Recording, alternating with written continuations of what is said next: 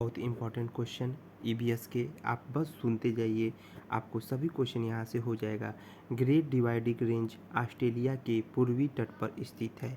Great dividing range Australia के पूर्वी तट पर स्थित है।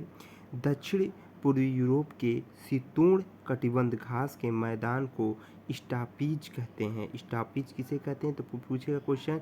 तो दक्षिण पूर्वी यूरोप के शीतोष्ण कटिबंध के घास को स्टापीज कहते हैं। दक्षिण अमेरिका की सबसे ऊंची चोटी माउंट अनकोकागुला है। माउंट अनकोकागुला है। यह 6960 मीटर ऊंची पर है, यह ऊंचाई पर है। उत्तर प्रदेश का राष्ट्रीय पक्षी सारस है। कौन है? सारस है। पैराथार्मोन हार्मोन रक्त में कैल्शियम के स्तर को विनियमित करता है। कैल्शियम के स्तर को क्या करता है? विनियमित करता है। ओजोन की परत की मोटाई डाप्सन की इकाई में मापी जाती है।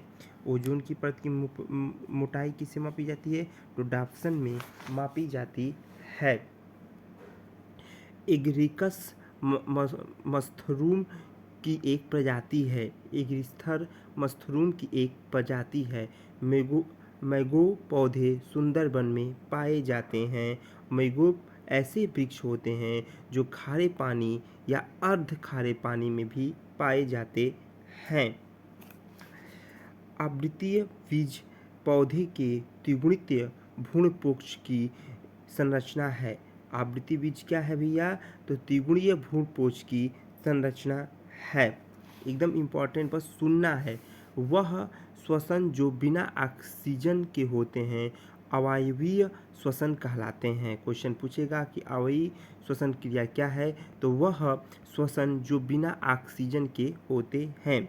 1916 में मुंबई में भारतीय महिला विश्वविद्यालय की स्थापना डी केन करवी ने की थी। ध्यान रखेंगे, 1916 में मुंबई में भारतीय महिला विश्वविद्यालय की स्थापना डी के केवे ने की थी। पुरी की प्रसिद्ध रथ यात्रा भगवान जगन्नाथ से संबंधित है। पुरी की प्रसिद्ध रथ यात्रा भगवान जगन्नाथ से संबंधित है। नासिक में कुंभ मेला का आयोजन गोदावरी नदी के तट पर होता है। नासिक में कुंभ का मेला का आयोजन गोदावरी नदी के तट पे होता है। सांध्या एक अखबार था। सांध्या क्या था?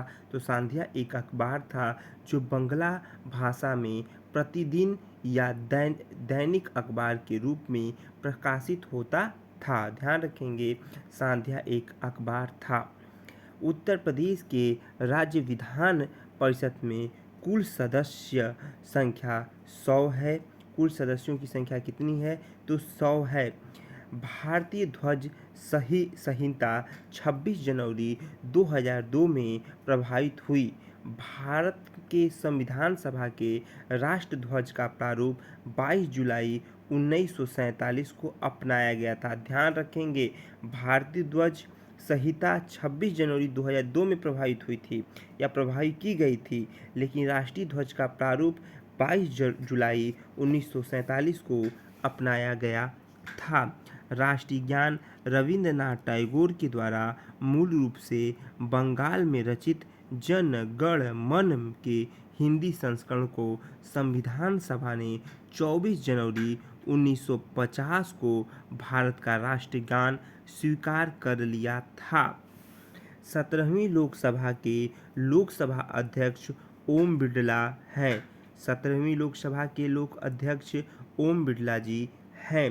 भारत में अंतर्राष्ट्रीय परिषद का अध्यक्ष प्रधानमंत्री को माना जाता है। भारत के अंतर्राष्ट्रीय परिषद का अध्यक्ष किसे माना जाता है?